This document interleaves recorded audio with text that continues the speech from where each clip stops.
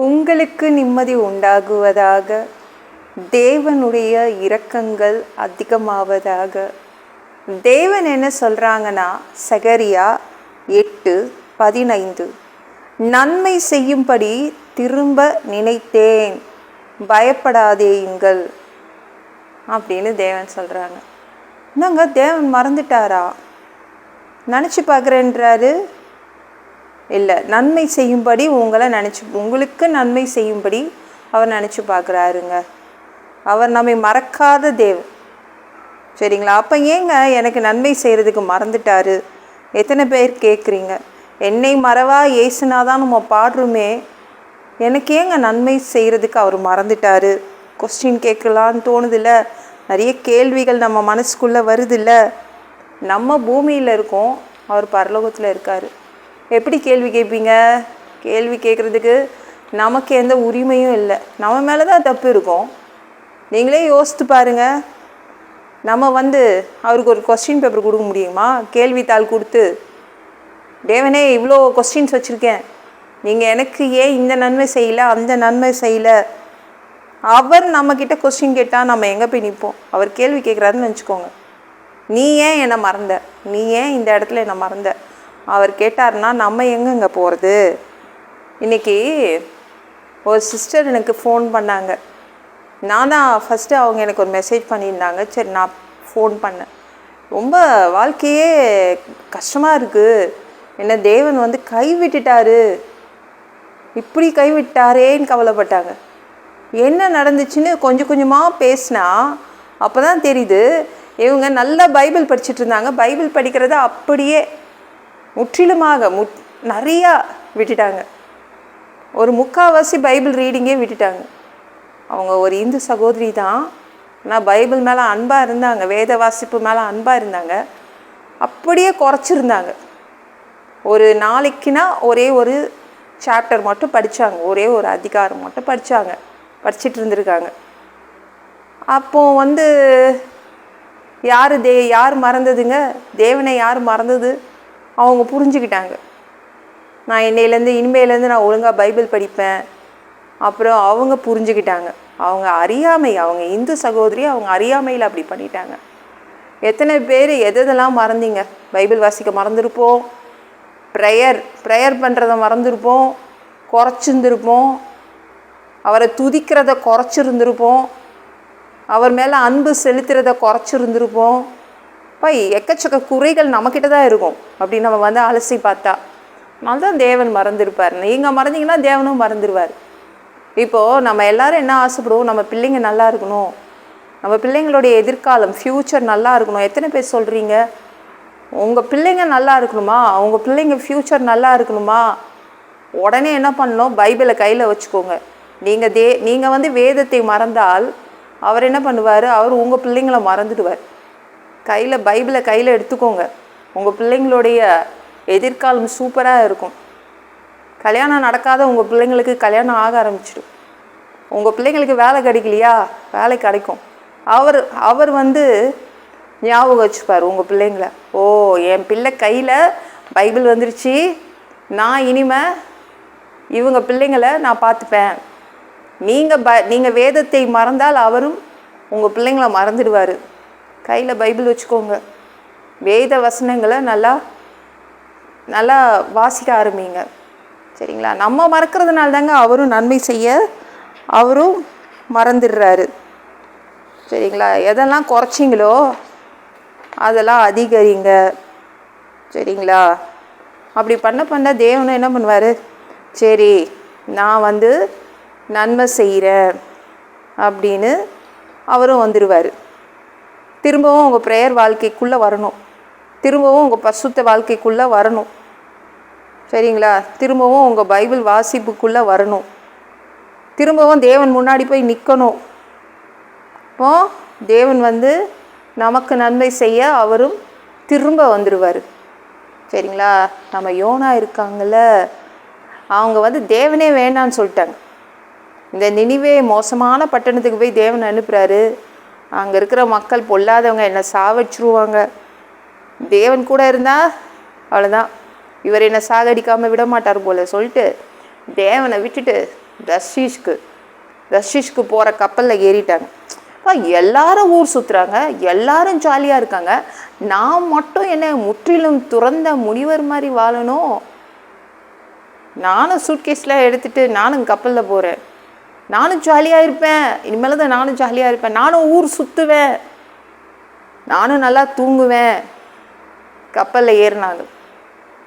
நம்மளுக்கு இந்த ட்ரெயின் பர்த்தில் எனக்கு படுத்து தூங்குறதுக்கு ரொம்ப பிடிக்கும். நல்லா தாலாட்டு பாடுற மாதிரி, அப்படியே ஆட்டுற மாதிரி, தாலாட்டுற மாதிரியே இருக்கும் ட்ரெயின் மூவ் ஆக. அது மாதிரி தான் யோனாக்கு கப்பல் ஆட ஆட செம்ம தூக்கம், ரொம்ப ஜாலியாக இருந்துச்சு.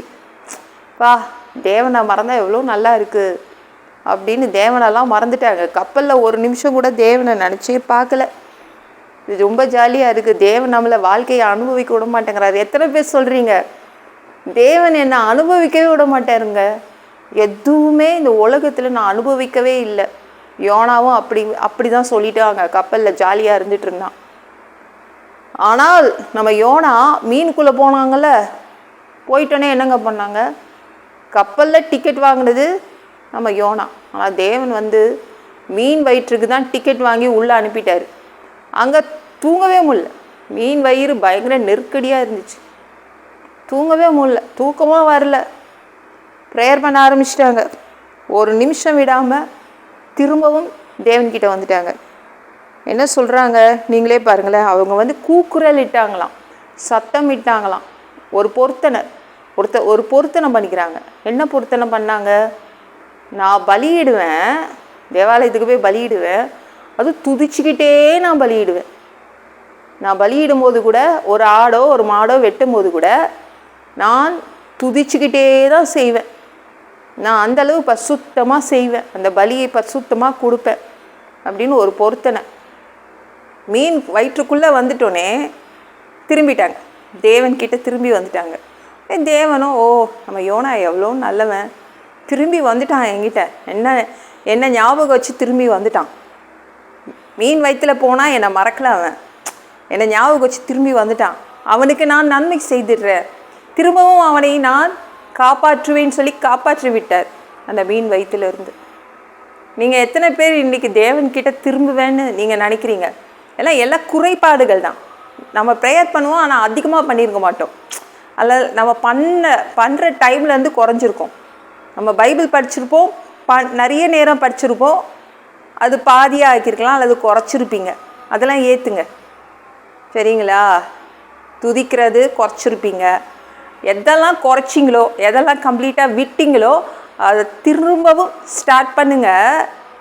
தேவனும் திரும்ப நன்மை செய்ய அவர் நினைவு கூறுவார். கண்டிப்பாக நன்மை செய்வாருங்க. அதற்காக தான் அவர் வந்திருக்கார். உங்களுக்கு நன்மை செய்ய அவர் நினைவு கூறுகிறார். ஐயோ, என் பிள்ளைங்களுக்கு நான் நன்மை செய்யணும் அப்படின்னு வராரு, சரிங்களா? பைபிளை கையிலேருந்து எடுத்துடாதீங்க. டைம் கிடைக்கும் போதெல்லாம் பைபிள் படிங்க. என்ன நடக்கும்? உங்கள் பிள்ளைங்களுடைய எதிர்காலம் பிரகாசமாக இருக்கும். நீங்கள் வேதத்தை மறந்தீங்கன்னா உங்கள் பிள்ளைங்களை அவர் மறந்துடுவார். நம்ம பிள்ளைங்களை தேவன் மனசில் வைக்கணுன்னா நம்ம கையில் பைபிள் இருக்கணும். எப்பொழுதும் நம்மளுடைய கண்கள் பைபிள் வசனங்களை பார்க்கணும், படிக்கணும், சரிங்களா? நிம்மதியாக வாழலாம். இந்த வீடியோ பிடிச்சிருந்துச்சுன்னா மற்றவங்களுக்கு ஷேர் பண்ண மறக்காதீங்க. கர்த்தர் தாமே உங்களை ஆசீர்வதிப்பாராக. அன்பு பிதாவே, உங்கள் பிள்ளைங்க உங்கள் பாதத்தில் வந்திருக்காங்கப்பா. சாமி இரக்கம் செய்யுங்க, இறங்குங்க பா. உங்கள் பிள்ளைங்க திரும்பவும் உங்ககிட்ட அதிகமாக நெருங்குறாங்க, உங்களை மறக்க மாட்டாங்க இனிமேல் பா. உங்ககிட்ட வராங்க, நெருங்குறாங்கப்பா. நீங்களும் உங்கள் பிள்ளைங்களை இனிமேல் மறக்க மாட்டீங்க. நன்மை செய்வதற்காக நீங்கள் இன்னைக்கு நினைவு கூர்ந்திருக்கீங்க, நன்மை செய்து கொடுக்க போகிறீங்க. அதற்காக நன்றி. எல்லா பொல்லாத பிசாசுகள், ஏவல்கள், மந்திரங்கள், தற்கொலை ஆவிகள், பயத்தின் ஆவிகள், பலவீனப்படுத்துகின்ற ஆவிகள் எல்லாம் இயேசு என்ற பெயரினை கொண்டு துரத்துகிறேன். ஓடிப்போ. உங்கள் பிள்ளைங்கள இரத்த கோட்டைக்குள் மறைச்சிக்கோங்க, பரிசுத்த ஆவியால் நிரப்புங்க. ஞான ஸ்நானம் எடுக்கணும் உங்கள் பிள்ளைங்க, ரட்சிப்பீராக.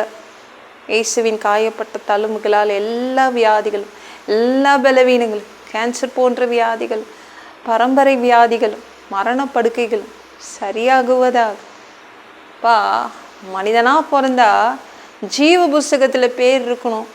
அப்படி இல்லைன்னா அந்த மனிதனை பிடிச்சி நரகத்தில் தள்ளிடுவீங்கப்பா. தீ எரிகிற இடத்துல எப்படி வாழ்கிறதுப்பா?